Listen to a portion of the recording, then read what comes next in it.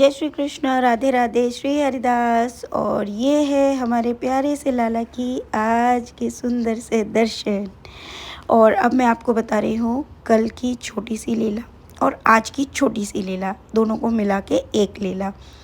तो आज की जो लीला है वो इस प्रकार है और कल की शुरुआत करते हैं।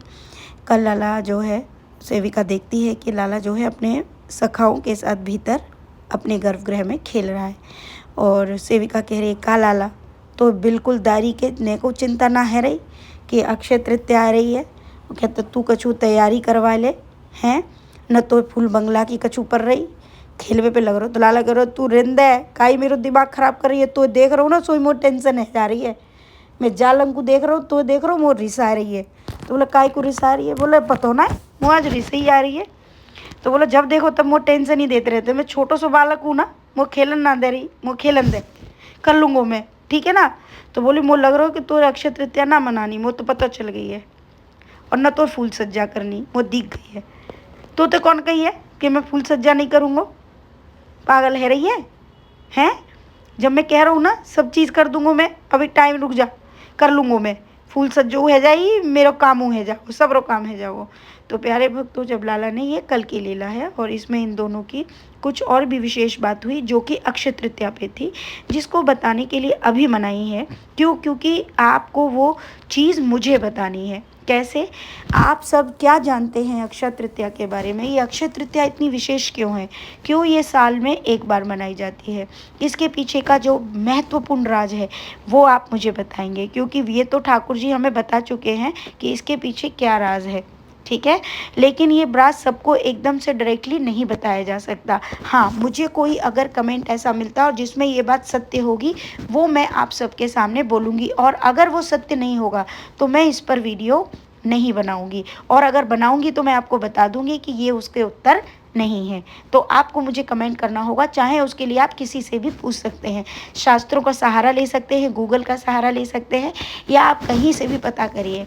अगर जो बात आपके ठाकुर जी के बताए हुए बात से मैच कर गई तो मैं मान जाऊंगी, ठीक है, कि आप सब को पता है। लेकिन हमको नहीं पता थी जो सत्य है, जो बात हमें ठाकुर जी ने बताई, क्योंकि ये बिल्कुल विपरीत है। पर मैं आपको इन शॉर्ट और थोड़े से ही गुप्त तरीके से बता देती हूँ कि ये अक्षय तृतीया प्रभु की बहुत विशेष अक्षय तृतीया है। अक्षय तृतीया का महत्व बहुत बड़ा है, जो शायद इस मानव संसार में मानव जाति को नहीं पता है। इसका महत्व इतना अधिक है कि मनुष्य अगर अक्षय तृतीया पे ठाकुर जी के भले ही वीडियोस में ही दर्शन करो, लेकिन उनके चरणों के दर्शन अवश्य करें, ठीक है। अब रही बात अर्पण की, तो देखिए अर्पण तो हमारे भाव पर होता है, ठीक है। किसी के दान मांगने पर ना तो कभी दान देना चाहिए, क्योंकि वो तो भीख तुल्य होता है, ठीक है। प्रभु के लिए किया गया कोई भी कार्य आपके द्वारा आप ही के भाव से निर्मित होना चाहिए, क्योंकि उस भाव को देने वाले स्वयं ठाकुर जी होते हैं, और वही भाव जो है पूर्ण और सत्य माना जाता है। तो अब मैं आपको आगे की बात बताती हूँ कि एक तो ये चीज़ हो गई।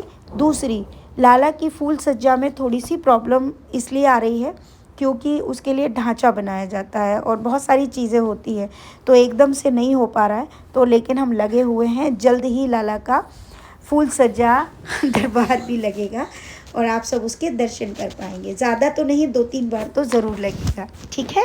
अब आते हैं आज की लीला, आज की बेहद सुंदर सी लीला। आज की लीला में था कि ठाकुर जी देखते हैं, सेविका देखती है कि लाला जो है घर के अंदर प्रवेश कर रहा है और पसीना पोंछ रहा है और बोल रहा है देख मो कितो पसीना आ रहा है, जल्दी सीना जा जरा मैया के बा अलमारी में ते कछु वो दूध सो लगाते का मैया बाय लेके आ। तो बोले का लगाते हैं? बोले वो लगाते ना अपने चेहरा पे, देख मेरा चेहरा कितो कारो कारो है वो देख। तो सेविका को हंसी आ जाती है और वो कहती है तू तो पहले से ही काला है, अब पता नहीं कौन सा काला मुझे कैसे दिखेगा। तो बोला देख झाई तो ना हैगी तेरे? तो बोले हाँ है, सब तो मेरे उझाई है, वो उझाई है। वो बोले हाँ तेरी मैया की तरह तेरे उझाई है गई होंगी। तो बोले तू ना मैया की वो वाली दवाई लिया। तो बोले वो दवाई ना है पागल, वो झाई की दवाई लगाते तेरी मैया। तो वो बोले कि ना है, वो झाई की दवाई नहीं लगाती, तू मोको ऐसा कर दूध लगा दे मेरे, ठीक है ना। एक दूध लगा तो ना ठंडो ठंडो मोहे अच्छो लगेगो, कारो कारो ना कम है जागो, ठीक है। तो वो बोला अच्छा तो ये बात होती है। तो सेविका कहती भगवान जाने जाके नई नई चीज़ कहाते हो। तो जे बता तू काय को बाहर काय को गए हो, पहले तो जे बता। तो बोल रहा हो कि मैं ना काम करवे गए हो, ठीक है। तो बोले तो कहाँ जरूरत है काम करवे, बोले जाओ काम तो करना पड़ता है ना, बिना काम करे कैसे होगा, समझ में आई।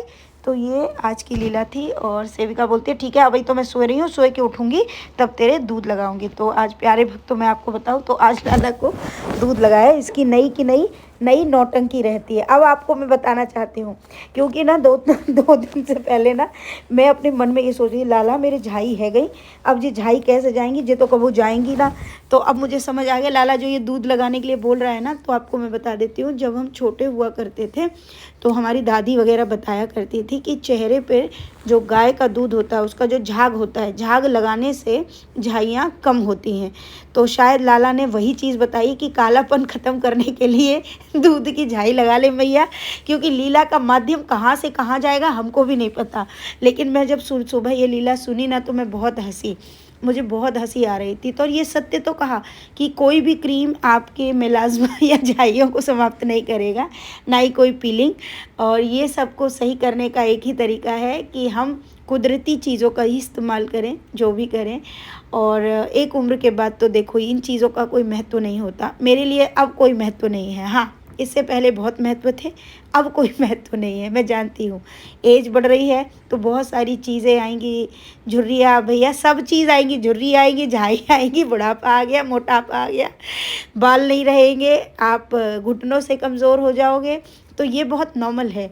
तो ठाकुर जी अगर इतना हमारा ध्यान रख रहे हैं और बातों में भैया ऐसी बात भी बता जा रहे हैं तो ये बहुत बहुत बड़ी लीला है और कृपा है प्रभु की। तो प्रभु बता रहे हैं कि गाय का दूध पियो, गाय का दूध ही चेहरे पे लगाओ तो शायद आपके शरीर की ये सारी कमियां भी दूर हो जाए। तो याद करो पिछले ज़माने में यही होता था भैया, सब दूध ही क्रीम हुआ करती थी, है ना।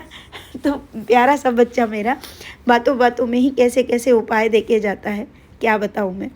और आपको मैं बता दूँ कि लाला की अक्षय तृतीया की ये भी तैयारी चल रही है, उसकी पायल भी जो है बनने के लिए दी हैं।